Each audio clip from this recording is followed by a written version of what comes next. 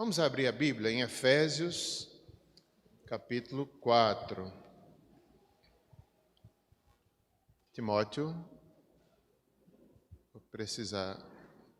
Se quiser transmitir aí mesmo, pode ser também.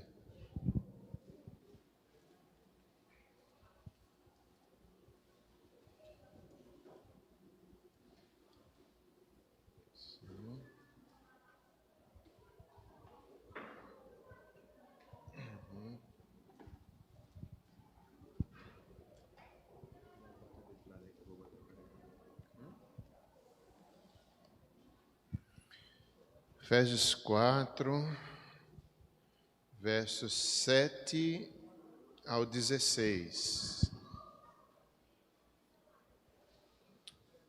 O santo ministério e o serviço dos santos.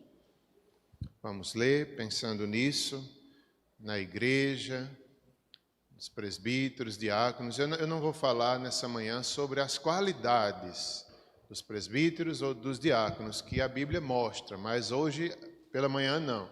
À noite, possivelmente, pastor Érico falará um pouco sobre isso. Esse mês de outubro, nós estaremos trazendo instruções à igreja sobre essas questões. Mas hoje eu vou falar de forma geral, a igreja, os dons, que é onde nascem também os chamados. Presbíteros e diáconos, servos de Deus no corpo de Cristo.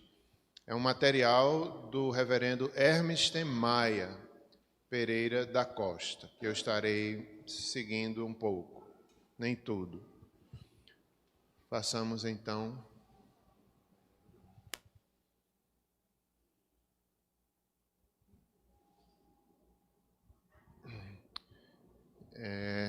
Vamos lá, então. E a graça foi concedida a cada um de nós, segundo a proporção do dom de Cristo. Veja que é cada um, não são só os presbíteros e diáconos. Cada um que faz parte do corpo de Cristo recebeu uma graça, um dom, uma porção do dom de Cristo e proporção do dom de Cristo. Por isso diz, quando ele subiu às alturas, levou cativo o cativeiro e concedeu dons aos homens. Ora, que quer dizer subiu, senão que também havia descido até as regiões inferiores da terra? Aquele que desceu é também o mesmo que subiu acima de todos os céus, para encher todas as coisas. E ele mesmo concedeu uns para apóstolos, outros para profetas, outros para evangelistas e outros para pastores e mestres. Certamente aqui está incluído também presbíteros, no termo pastores.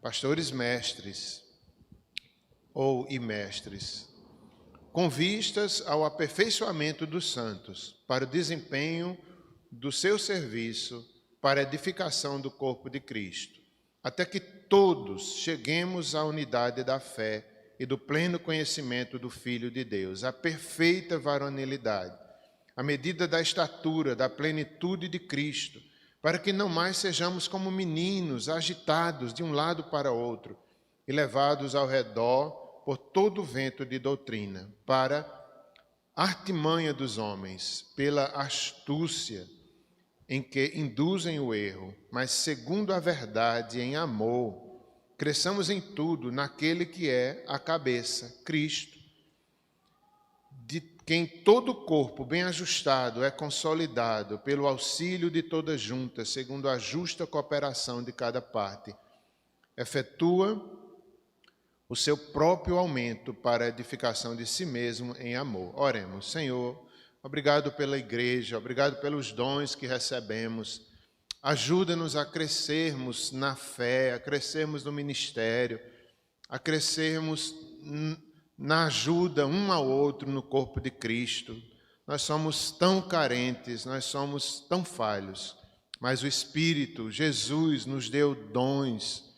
Ele subiu às alturas, distribuiu dons aos homens. Ele que também desceu até a morte, mas ressuscitou.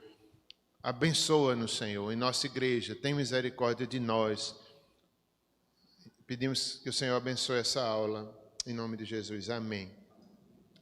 Ainda há pouco, na hora do louvor, a gente cantando tantas músicas lindas, né, que falavam do trono, da vida eterna, da volta de Cristo.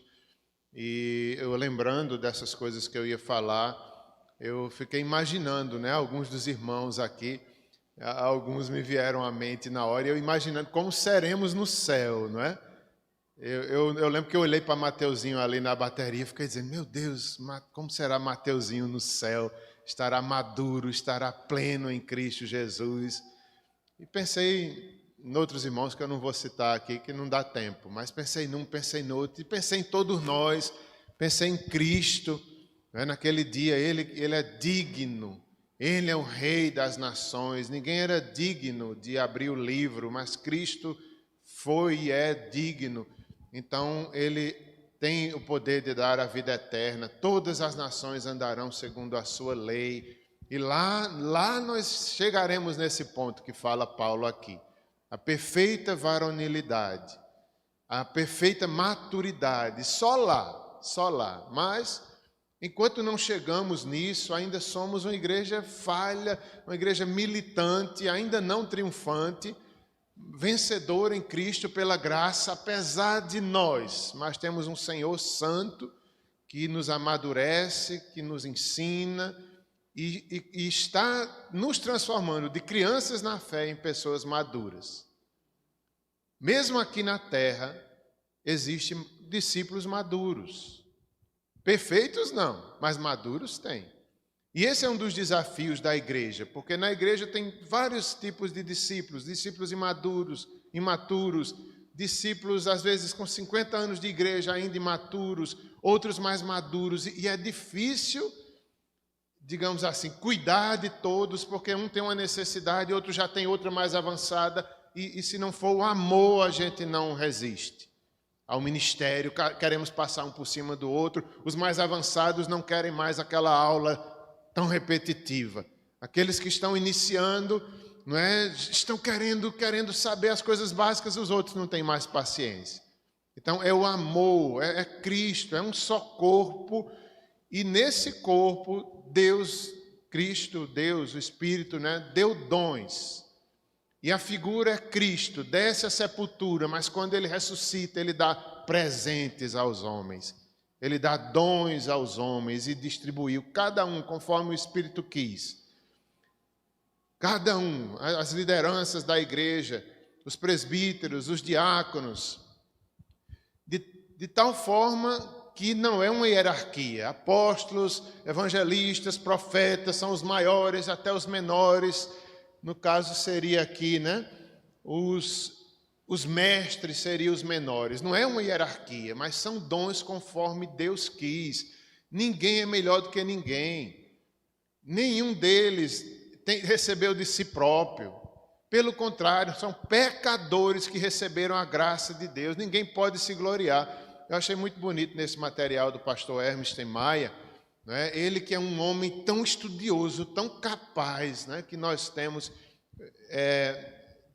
eu acho que ele é pastor presbiteriano, agora eu me esqueci se ele é. Se alguém souber, não é?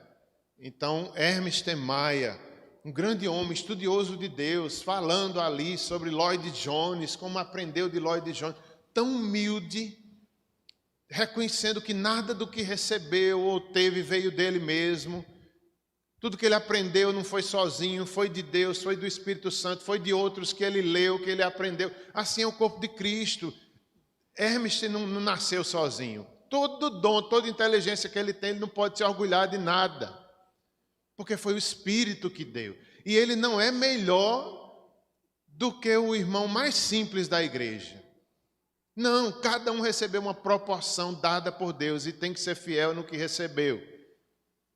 E vai prestar conta no que recebeu. E todos são importantes como um corpo.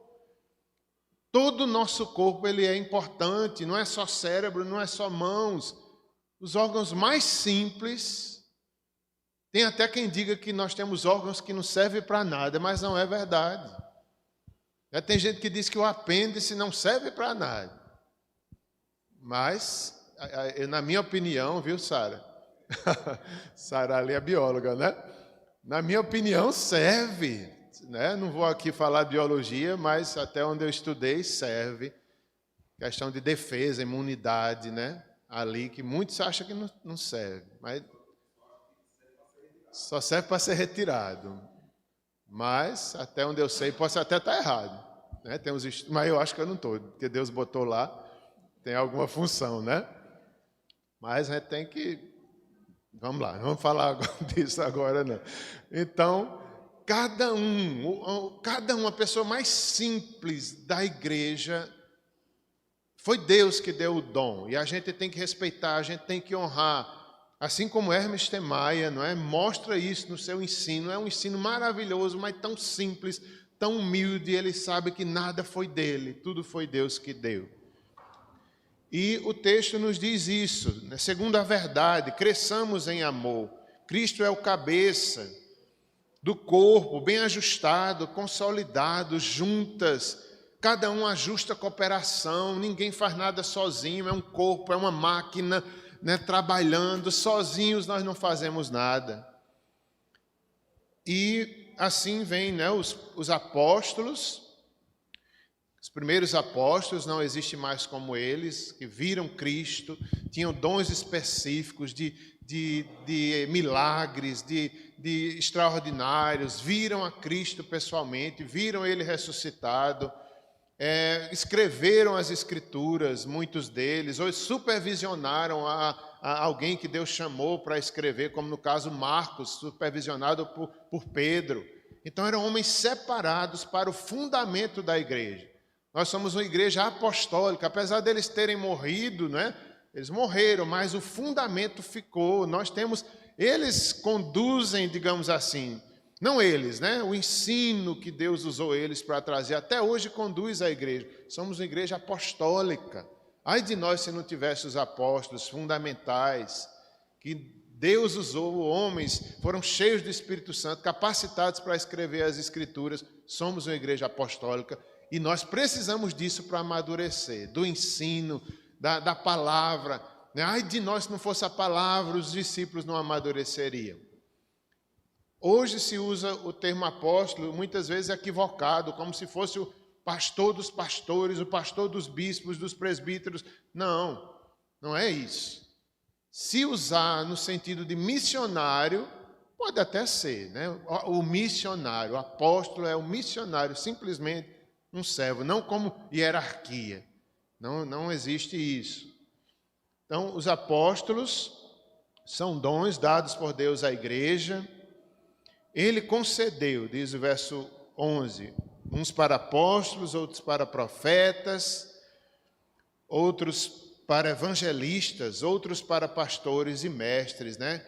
Um dom. Eu quero citar um exemplo aqui de Oséias, chamado para ser profeta, como diz aqui. Deus que concedeu aquele dom. Oséias estava ali, e diz o texto lá, Oséias capítulo 1, que ele pela primeira vez foi usado por Deus como profeta. E ele recebeu a palavra, recebeu uma coisa muito forte. Deus mandou ele casar com uma prostituta, que coisa difícil, para mostrar ali que o povo de Deus estava sendo infiel, traindo com os balaíns, com o povo de Deus. Deus dava a bênção e eles diziam que eram os ídolos. Deus manifestava, Deus tinha misericórdia, Deus abençoava, mandava o trigo, mandava o óleo, mandava tudo que eles precisavam, e eles diziam, foi Baal. Então Deus chama, que ministério? Um profeta, Oséias, sofreu. Então muitas vezes o chamado é assim, né? O chamado vem acompanhado de sofrimento, mas é Deus que escolhe.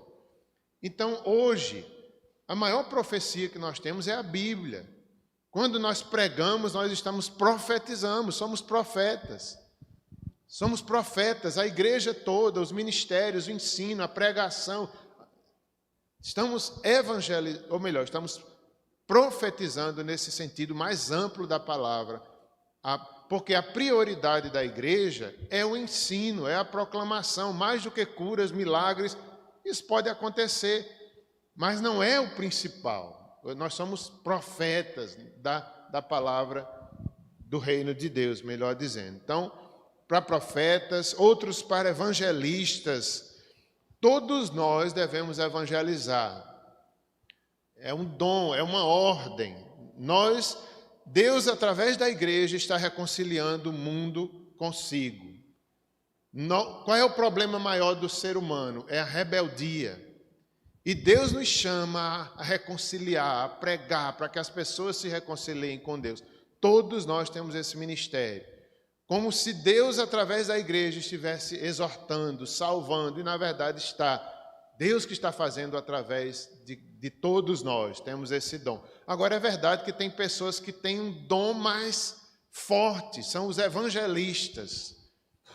Às vezes tem ministérios, pastores, né, mundiais. Talvez Billy Graham foi um desses. Até onde eu conheço a história de Billy Graham, ele entrou em lugares que ninguém conseguia entrar, no mundo do comunismo. Ele entrou em reinos que ninguém conseguia entrar. Então, alguém que tinha um dom, assim, ia para os estádios pregar, muitos se convertiam, um dom específico de evangelista. Mas toda igreja é evangelizadora. Toda igreja tem essa responsabilidade.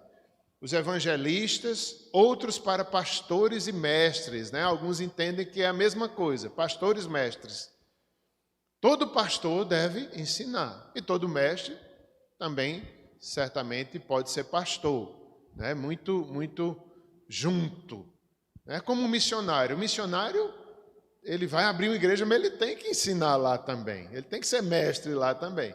Não tem a sabedoria do mestre, não tem o conhecimento, porque é diferente. O mestre, né, tem mais conhecimento, tem uma capacidade dada por Deus diferente, mas mesmo o missionário tem que ser um pouco de mestre também.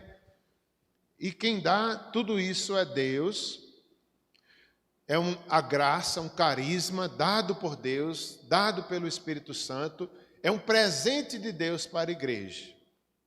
Não só esses, mas todos nós temos um dom. De tal forma que o dom do irmão é um presente para mim. Glória a Deus, e é para mim edificação. Eu preciso do irmão. O dom do irmão me edifica. Nós precisamos, é uma mútua cooperação até que cheguemos à maturidade. Até que cheguemos, e isso custa a vida inteira, e só seremos perfeitos, né, no céu. Mas aqui o Senhor, Ele nos deixou assim. Seguindo a verdade em amor, não mais sejamos como meninos agitados de um lado para outro, levados por doutrinas falsas, artimanhas de homens, astúcia que induzem ao erro. Então, o discípulo maduro, ele não se engana com falsas doutrinas, com astúcia humana, ele sabe julgar e discernir todas as coisas. Quando está maduro, Cristo é o cabeça, e assim vai. Vamos ver outras questões. Presbíteros e diáconos, né, e todos os dons. É um grande privilégio servir a Deus. É um grande privilégio. Como eu pensei nisso essa semana, né? Estudando, pensando nos presbíteros da igreja, nos diáconos, mas pensando em mim mesmo. Eu digo, meu Deus, eu estava lembrando dessa semana a forma que Deus me salvou. O dia que o Senhor me converteu, totalmente longe de Deus.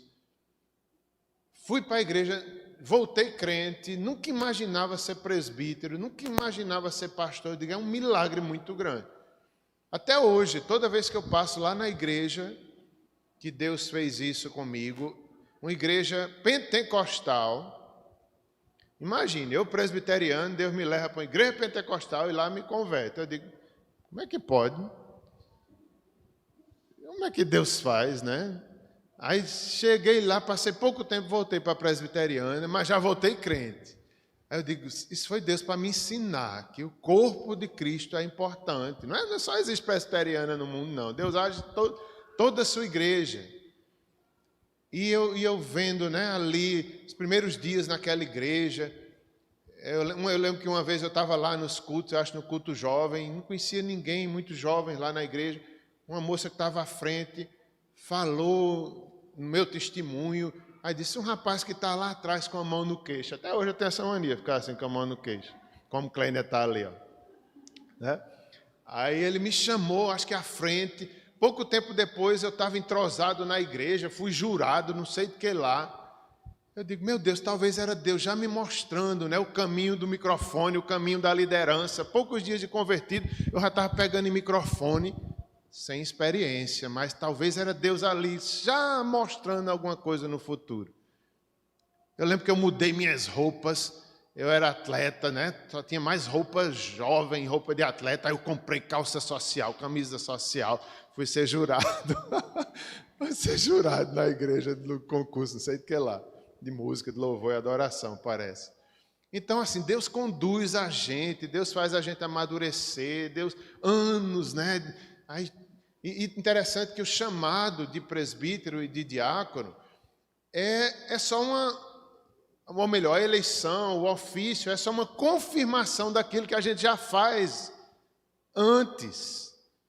Ninguém é diácono a partir do dia que é eleito e empossado. Não, é alguém que já serve, é alguém que a igreja percebe que tem dons, não é alguém disposto que olha o necessitado, é alguém disposto ali a cooperar. Aí a igreja chega junto, reconhece, manda o nome para o conselho e depois vem a votação. Mas é algo que a pessoa já tem.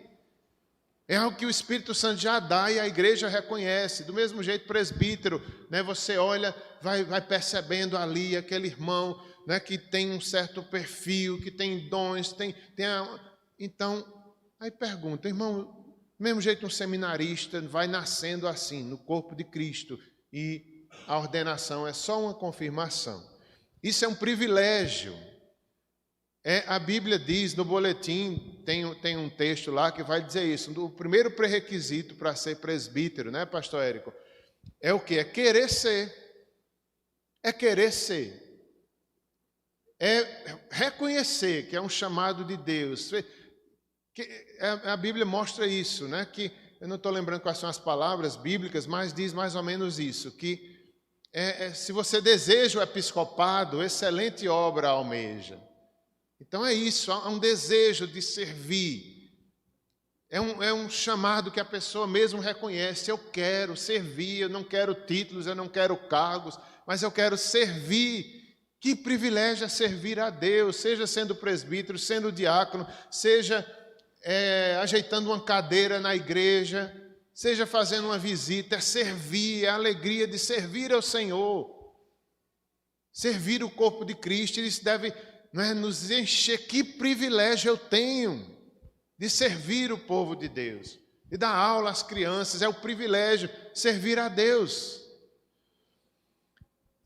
Há uma frase aqui, foi colocada está muito pequena, né, no slide, eu sei disso, mas eu vou ler para vocês. O Hermes Maia que colocou essa frase do Emil Brunner.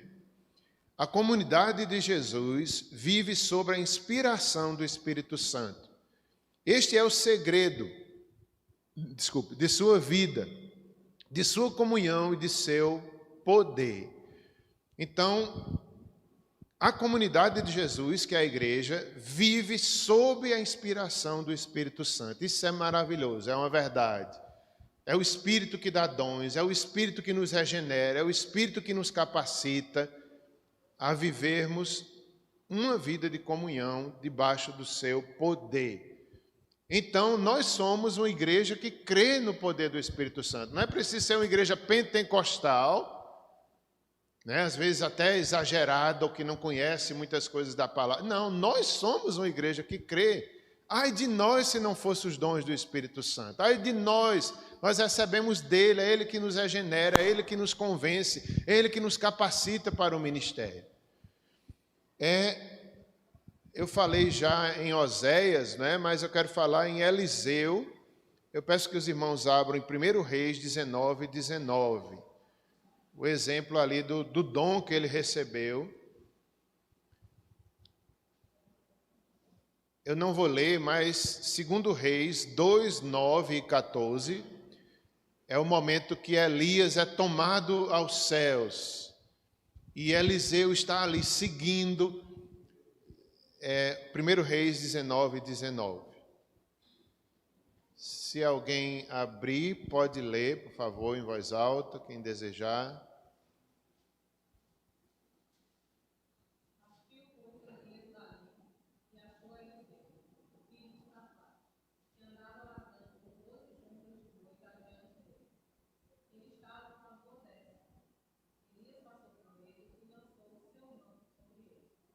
Amém. Então, veja só, né? O chamado de Eliseu. Elias, Deus estava ali preparando ele já para levá-lo, e ele sabia que ia ter um substituto. E ali, nesse dia, narrado, ele cuidando certamente das jumentas, Elias passa e vê e joga o seu manto sobre ele, mostrando ali um sinal do poder de Deus, dos dons, o chamado. Eliseu entende, a Bíblia não explica como, mas na mesma hora ele entende o que aconteceu naquela hora. O manto de Elias sobre ele era algo muito forte, era um chamado de Deus. Na mesma hora ele quer ir com o profeta Elias. Eliseu quer ir, deixa eu ver meus pais, deixa eu visitar meus pais, dar um beijo nos meus pais, vai lá, mas volta. Era um chamado muito grande para ser profeta.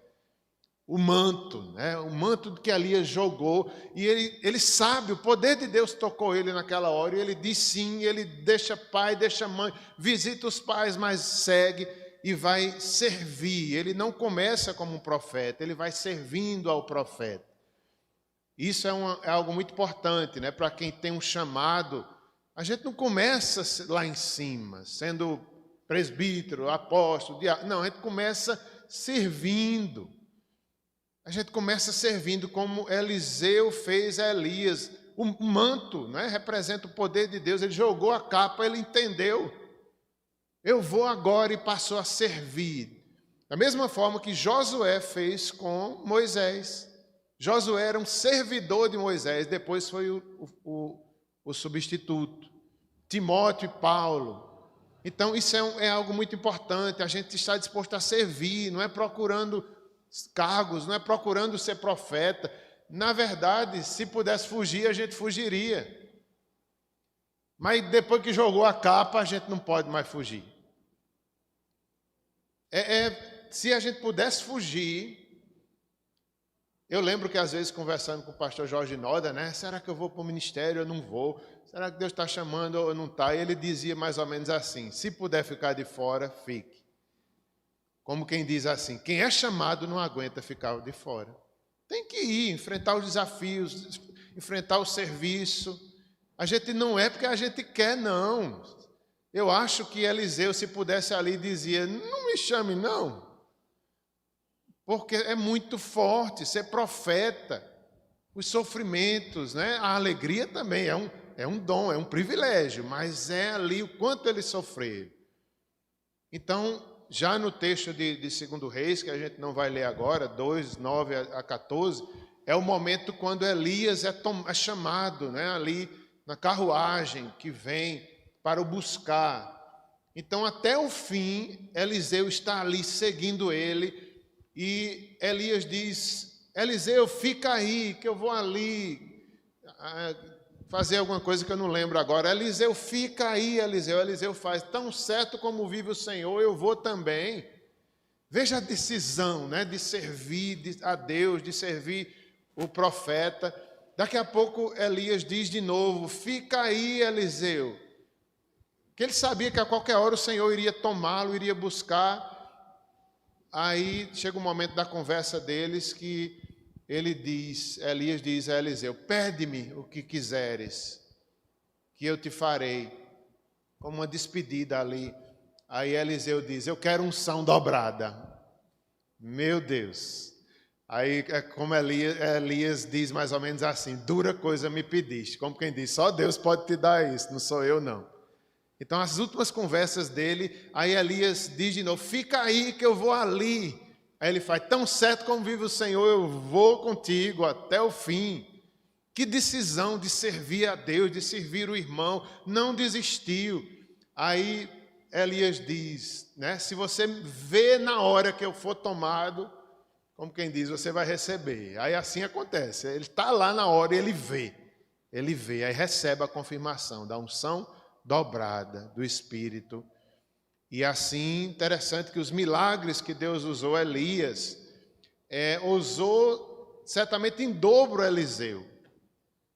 Como já depois, né, o rio e outras questões lá, confirmando, mostrando que ele tinha recebido aquela autoridade, aquele chamado do Espírito Santo. Então é Deus, é o Espírito que dá dons. Ainda hoje, os profetas, os pastores, os presbíteros, são dons do Espírito. Há uma outra frase de Charles Horge, que diz assim: os cristãos não só professam crer no Espírito Santo, mas são também os receptores de seus dons. Muito simples, nós cremos no Espírito Santo, mas mais do que isso, nós recebemos os dons dele. Isso é verdade. Eu coloquei aqui um temazinho tão simples, mas eu até postei ontem no Instagram, eu vou explicar para vocês. Eu coloquei aqui: as aves voam. O que significa isso para mim? Ontem eu coloquei um videozinho no meu Instagram, eram umas aves, eu não lembro que aves eram aquelas, não sei se albatroz ou gansos, mas aves grandes, voando juntas, numa habilidade, passando assim em cima de um campo colorido, de uma cidade, elas olhando na maior tranquilidade, sem medo de voar, batendo as asas numa sincronia. Eu disse: que aves corajosas. Se fosse eu ali, eu estava morrendo de medo, né? De cair, só em olhar dava uma tontura, eu caía. Mas eu digo: por que as aves não caem? Porque elas são corajosas para atravessar oceanos às vezes, né? Pequenas aves, porque Deus as capacitou para isso. Deus deu coragem, Deus deu habilidade de voo, deu ossos leves. Elas têm ossos leves, então elas podem voar, elas sabem quem deu, o Criador. Deus, em outras palavras, Deus capacita quem Ele chama. Deus capacita, Deus está lhe chamando para algo, Ele vai lhe dar condições, Ele vai lhe dar dons para isso. As aves voam, por quê? Porque Deus no início disse, né? Povoem os céus, as aves cresçam e multipliquem, elas continuam voando até hoje, uma ordem de Deus. Então nós também recebemos ordem. E nós somos o que Deus quer que nós somos, melhores uns dos outros não, mas o que Deus, se Deus mandou a gente fazer, a gente vai fazer. Ele vai capacitar, Ele capacita os chamados, Ele instrui, o Espírito Santo educa, Ele nos dá habilidades. E essa frase aqui de João Calvino vai confirmar isso, né? Que a Igreja Reformada acredita nisso, nós acreditamos. Deus geralmente supre aqueles a quem imputa a dignidade de possuir esta honra, a eles conferida com os dons indispensáveis para o exercício de seu ofício, a fim de que não sejam como ídolos sem vida. João Calvino. Veja que frase simples, mas profunda. Deus capacita com dons indispensáveis aqueles que chama no exercício do seu ofício. E isso é tão bom, porque nos mostra que a soberania de Deus. Deus dá a cada um como quer, Deus chama, Deus capacita, Deus abre portas. Né? Eu lembro, né, eu sempre na dúvida: será que eu vou ser pastor ou missionário? Será que eu não quero ser? Eu sou professor, não quero ser pastor, mas aí Deus vai suprindo. Deus vai chamando, uma porta abre aqui, outra abre ali, você vai entendendo. Vamos para Recife, ai meu Deus do céu, Deus está abrindo a porta. Né? Deus abre a porta que Ele quer que a gente passe.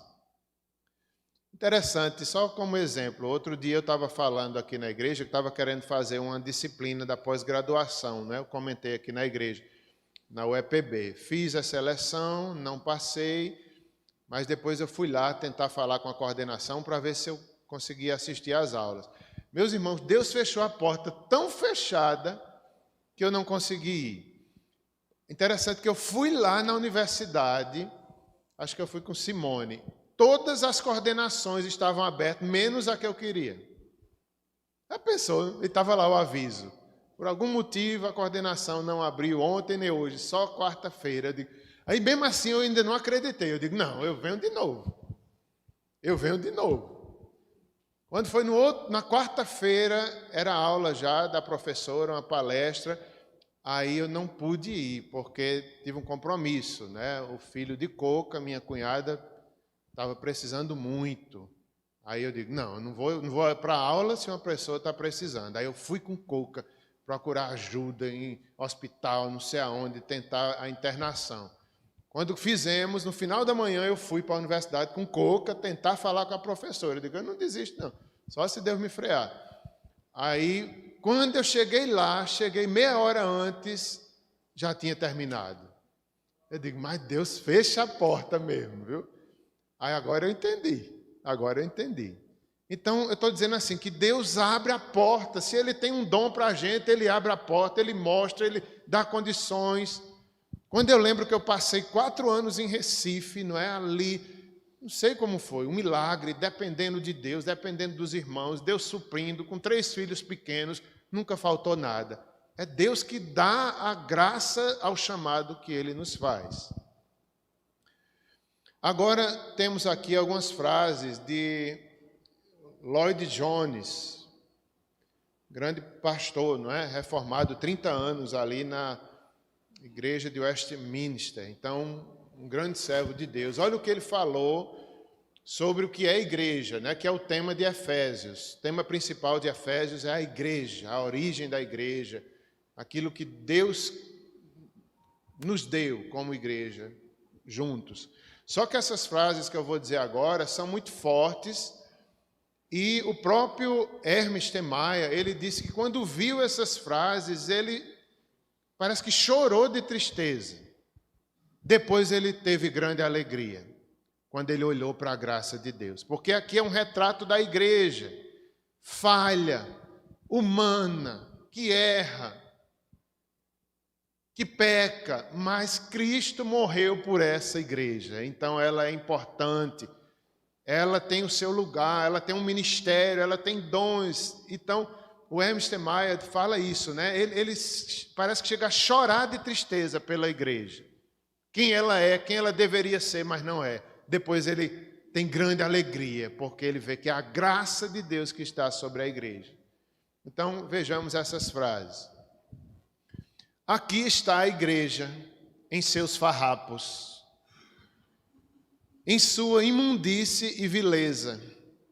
Cristo morreu por ela. Salvou-a da condenação. Ele a toma de onde estava e a separa para si.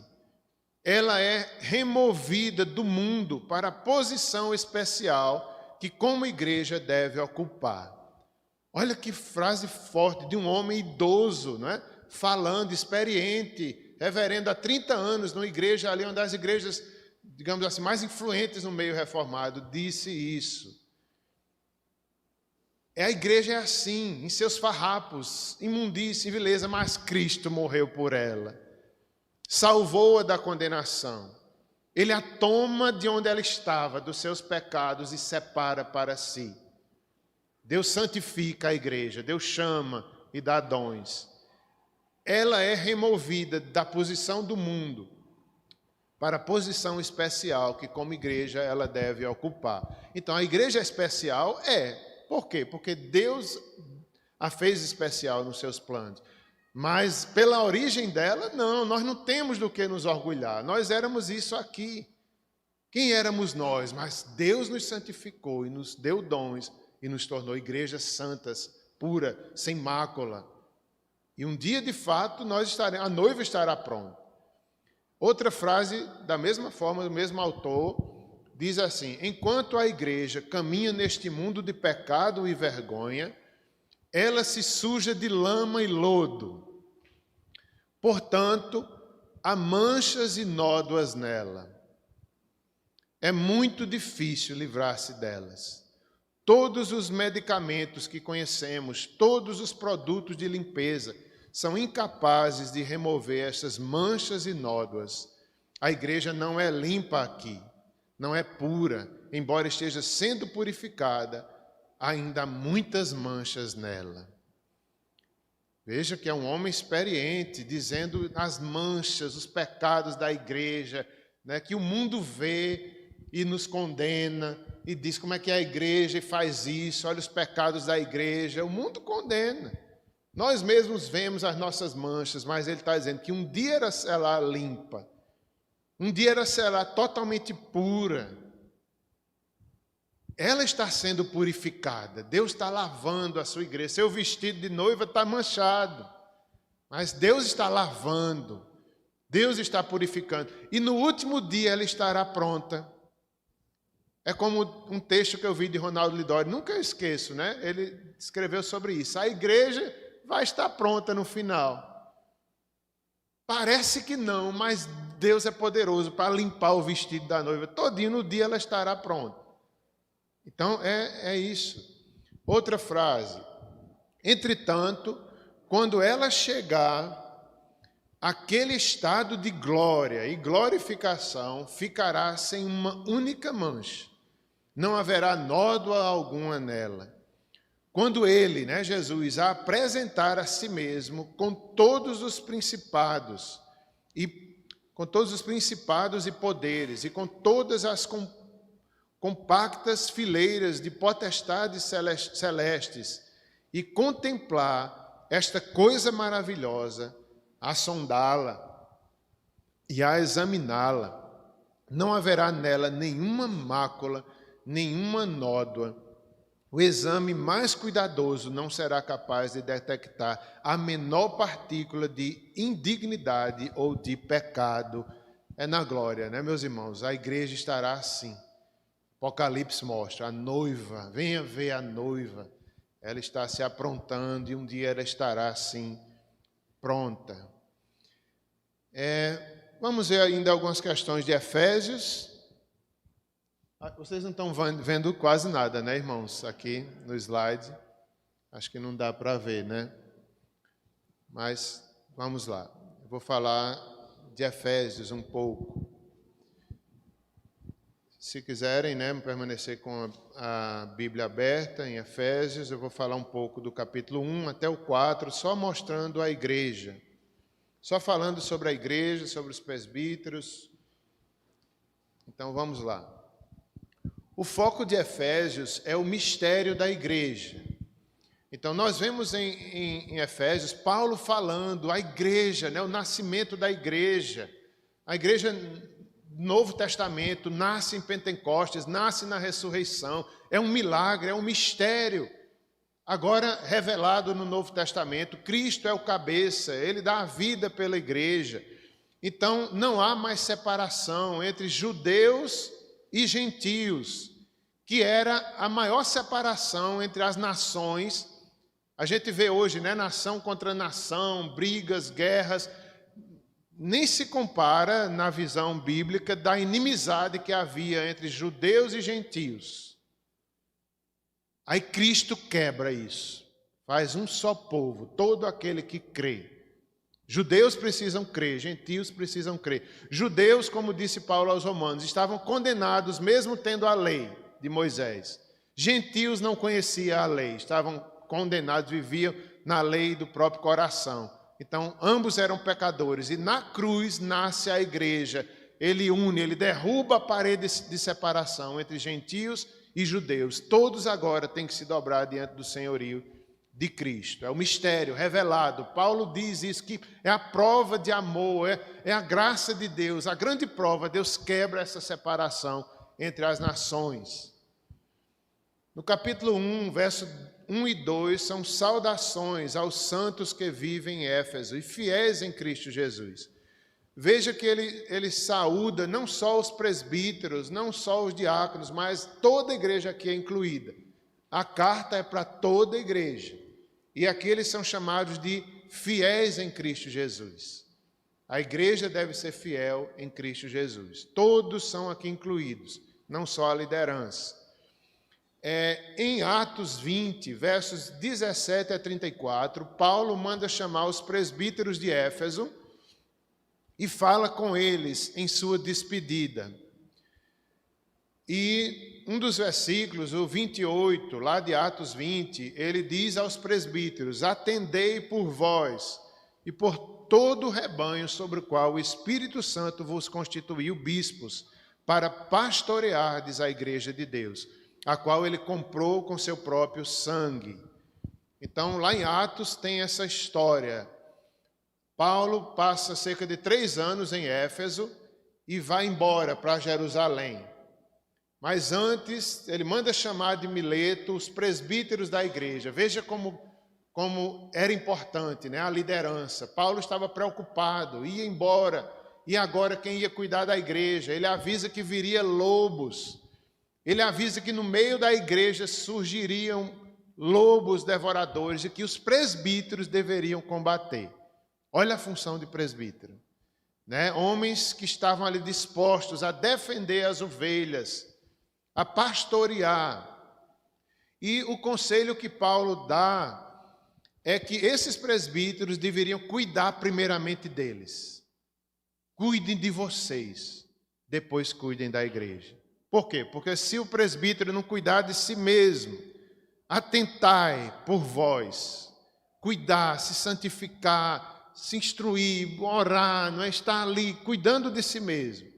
Cuide primeiramente de você, atendei por vós mesmos e depois por todo o rebanho sobre o qual o Espírito Santo vos constituiu bispos.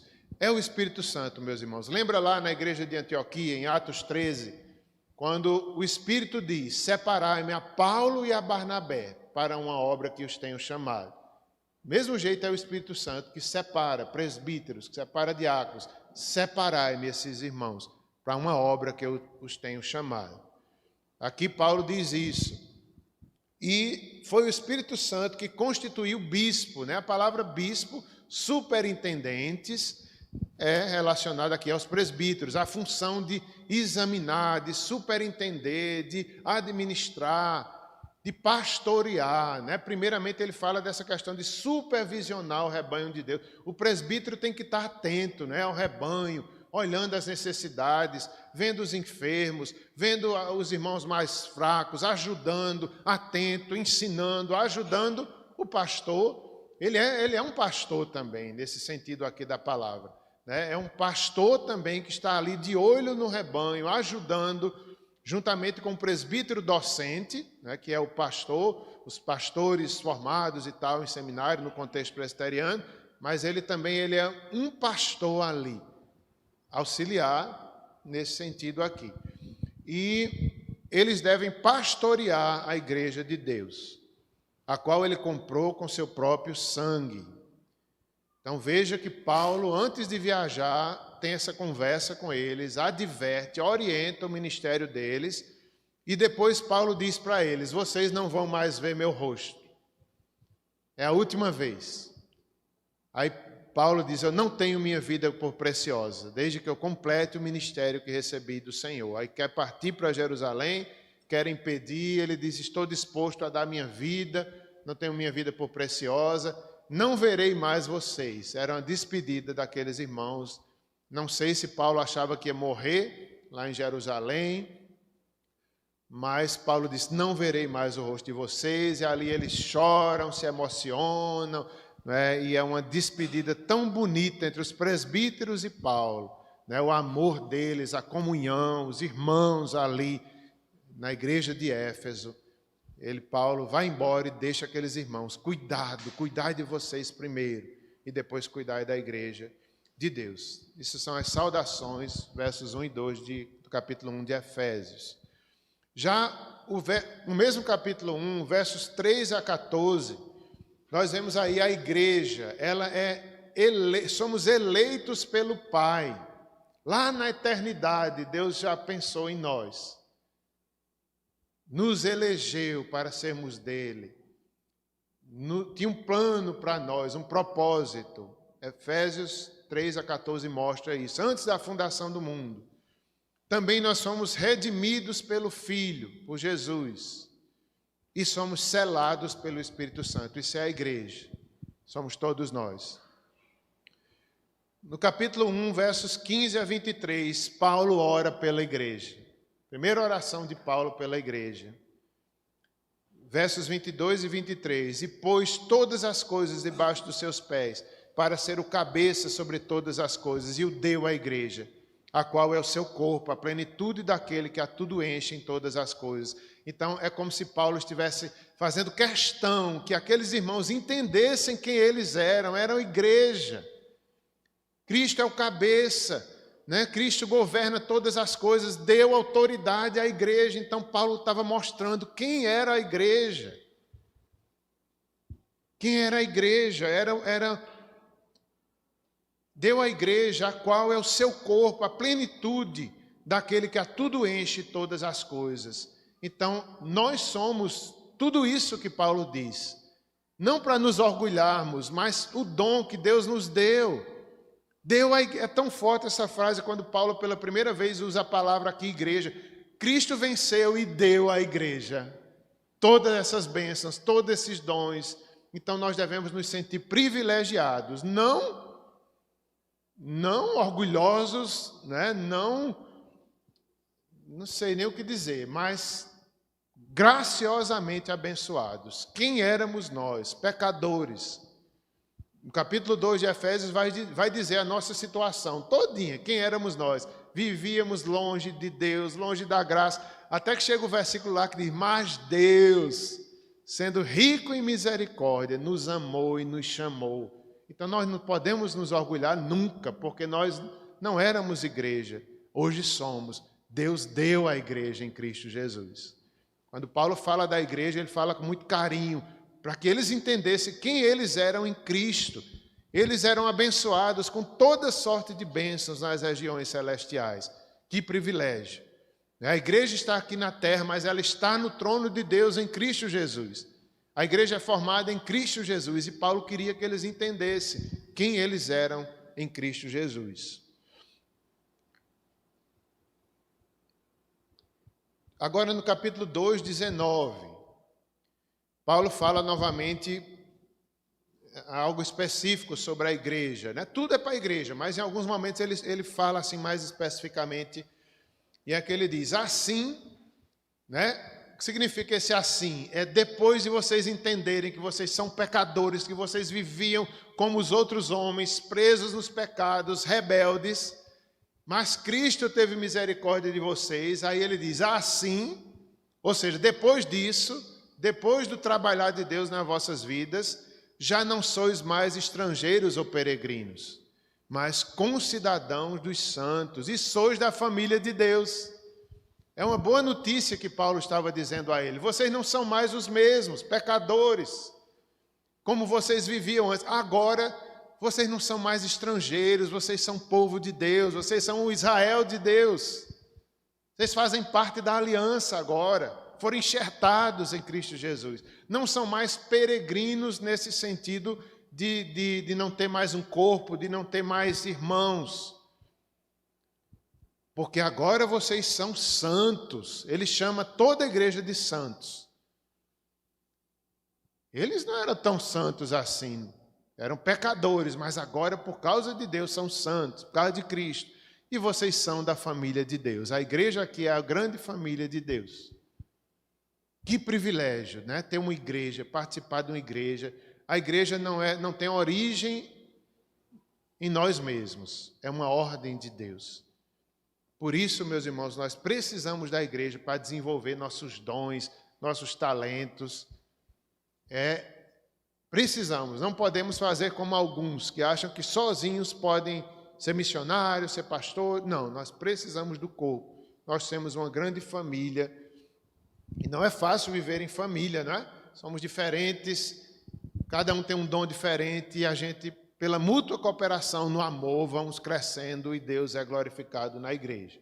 Agora o capítulo 3, 10, ele diz assim, para que pela igreja a multiforme sabedoria de Deus se torne conhecida agora dos principados e potestades nos lugares celestiais. Então, a autoridade, Cristo venceu as potestades e deu à igreja. Interessante que em Mateus vai dizer que o Senhor chamou alguns para ser apóstolos e deu autoridade para eles expulsarem demônios, fazer curas, né? Foi um dom concedido por Deus à igreja. A multiforme sabedoria de Deus se torna conhecida em toda a terra, em todo o mundo e também nos principados e potestades. Eu gosto muito dessa palavra, a multiforme sabedoria de Deus. Então, a sabedoria de Deus não é única. Deus não age né? Ele não dá dom igual a todo mundo, ele é sábio, ele nos fez diferentes mesmos. A multiforme, muitas formas, cada um de nós, um só padrão, que é o Evangelho, mas em pessoas diferentes. O padrão, o molde é o mesmo. Quem trabalha, estou me lembrando aqui de Raíla, né? Que trabalha certamente com moldes, talvez, alguma coisa para cortar. Então, Deus nos deu um molde, a gente não pode fugir do molde, tem que ser do jeito que Ele quer. O molde é o Evangelho, todos nós estamos sendo transformados, mas a sabedoria de Deus é ampla, Ele trabalha na vida de cada um, com dons diferentes, são pessoas diferentes, e aí a gente tem que respeitar os dons uns dos outros. Mas a multiforme sabedoria de Deus. Agora, ainda em Efésios 3, versos 14 a 21, Paulo ora de novo pela igreja. Pela segunda vez, ele ora de novo pela igreja. No verso 21, ele diz: a ele seja glória na igreja e em Cristo Jesus, por todas as gerações, para todos sempre. Amém. Então, a igreja, né? Acho que é esse texto aqui, quando ele diz: me ponho de joelhos diante daquele que toma o nome de toda a família. Ele ora novamente.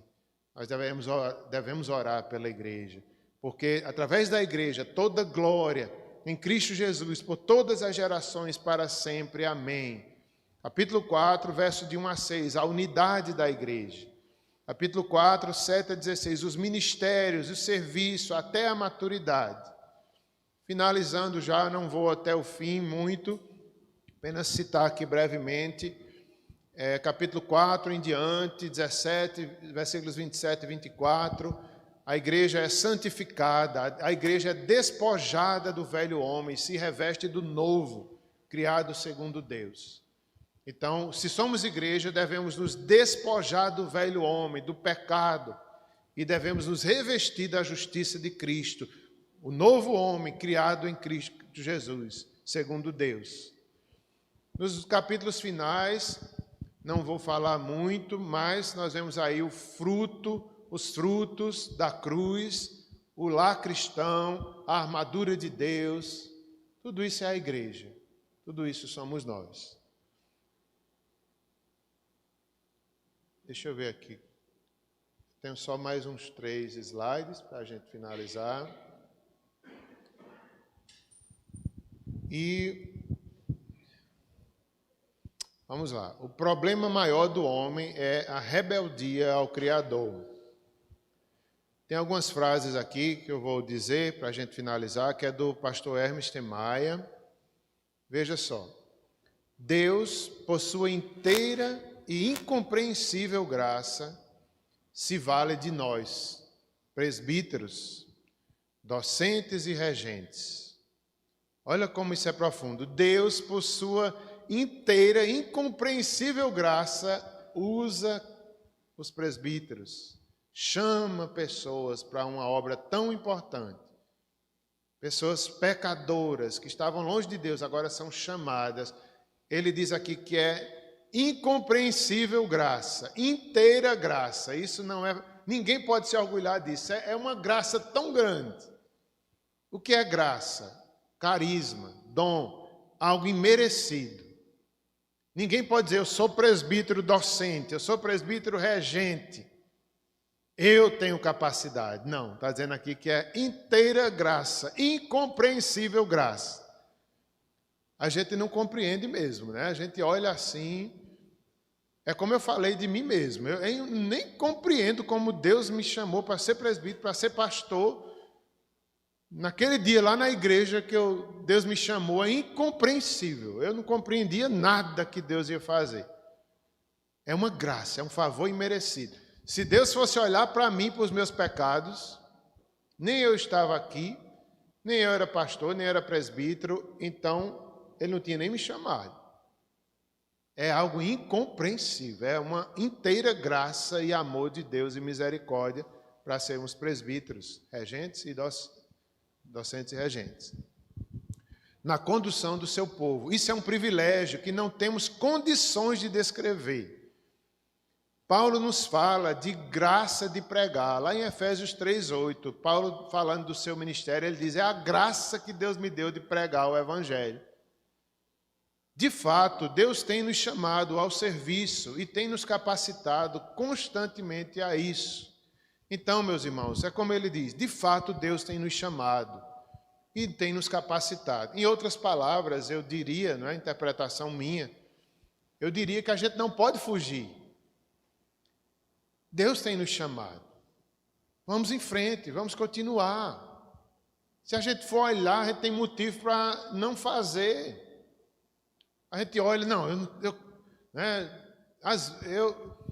há uns 2 anos atrás, mais ou menos na época que a pandemia estava bem alta, eu pensei tanto em desistir.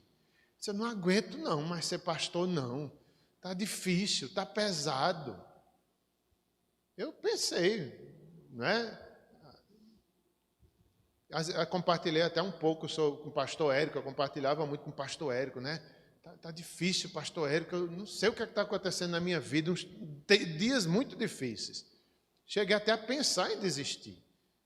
Fui até falar com o pastor Zé Alves, lá em João Pessoa, uma vez eu conversei com ele, pastor, não sei, eu estou diferente, eu estou cansado, não sei o que eu estou, não sei o que eu tenho, não é?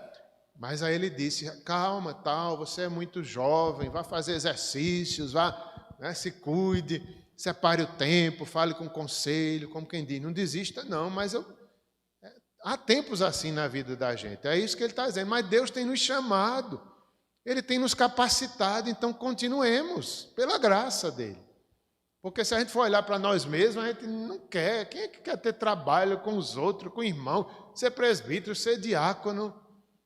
Dá tanto trabalho ser diácono, meu Deus do céu. Eu vejo aí pastor Érico, o irmão Ailton, né, e outros irmãos aí estão ajudando o Eufrásio, um senhor que Ailton conhece, apresentou a pastor Érico, e eles estão ajudando. Vocês não imaginam a dificuldade que pastor Érico tem passado juntamente. Olha, faz visita, levou para o hospital, chegando no hospital não tinha quem dormisse com ele. E agora, depois que você entra na causa, você fica responsável. A família não fazia muita coisa. Aí lá vai, olha, ainda estão nessa luta. Reformaram o telhado da casa do homem. Reformaram, eu vi, fizeram tipo um mutirão. O irmão Ailton, né, que trabalha nessa área de construção, chamou os vizinhos e dia de sábado, né, que irmão, eu trabalho a semana todinha, às vezes trabalha no sábado também, foi lá de graça fazer, mudar a ripa, mudar o caibo. Eu fiquei impressionado, eu digo, dá trabalho, viu? Por isso que é difícil. Quem é que quer isso? Estão noutra batalha, né, irmão?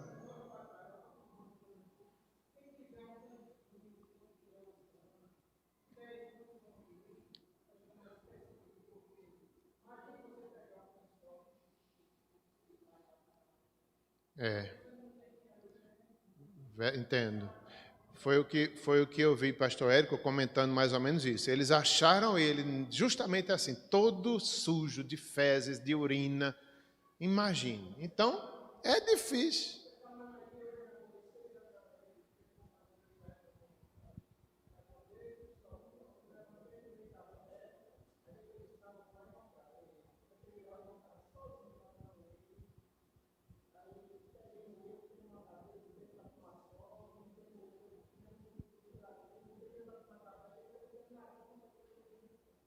Pois é, e pastor Érico também estava me dizendo, né, que ele já conhece a palavra de Deus, é um irmão nosso, mas nunca se batizou.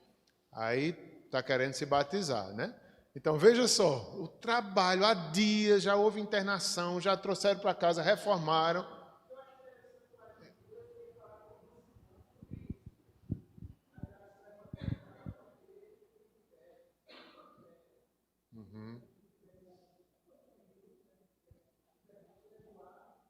Pois é, ser diácono, né? Estar atento às necessidades. Quem é que... É como, acho que é pastor Jeremias que usa essa expressão. Quem é que está disposto a pular dentro da enchente? Quem é que está disposto a se sujar de lama?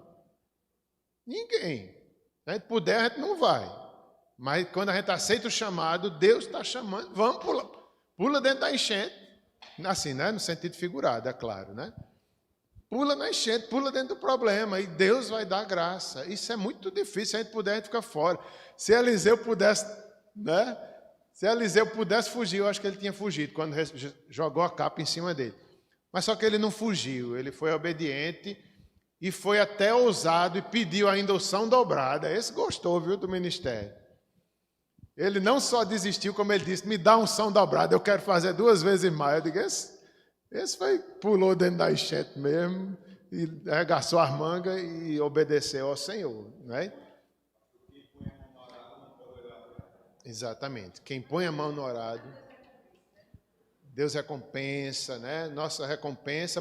Aqui nós temos a alegria, o privilégio, a honra. A Bíblia diz isso, aqueles que servirem como diáconos serão honrados pela igreja, serão reconhecidos no meio da igreja por fidelidade. Da mesma forma os presbíteros, só que ainda que a igreja não reconheça, eles terão recompensa divina.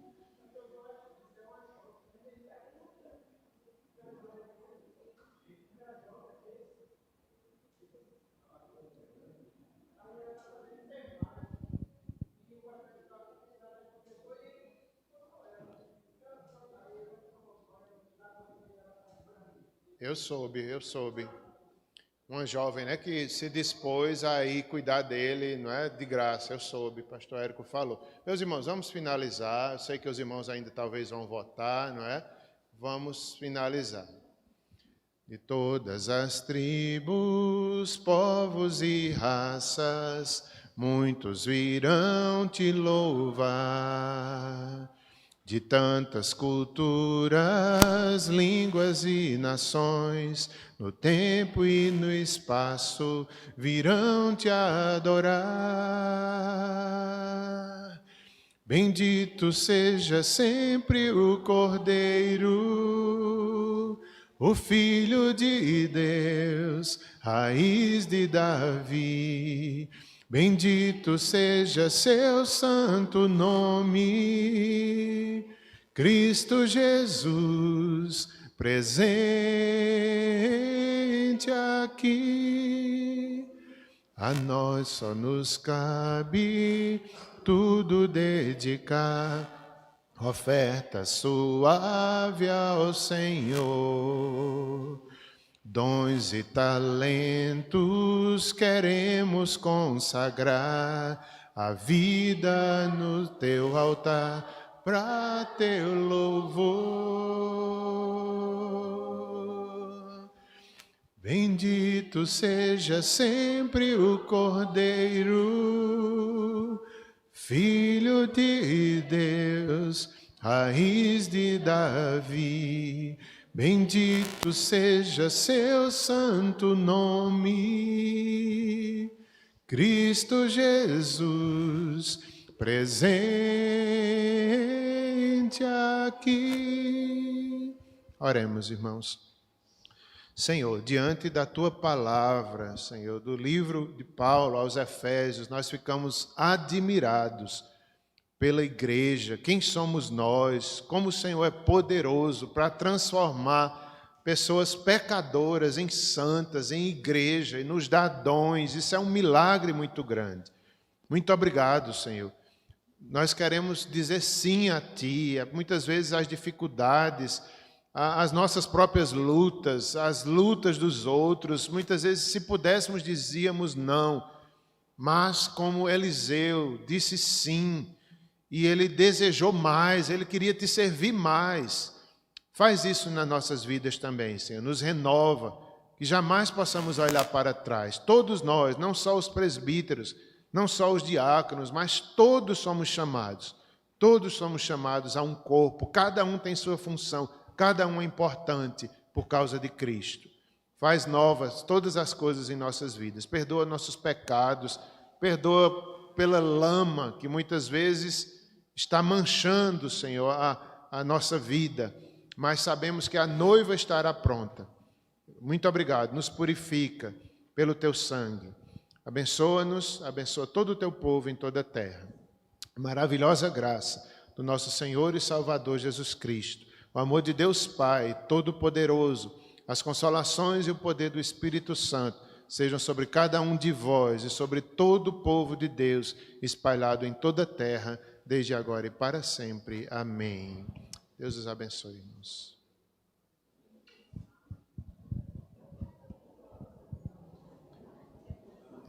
Quem for doar os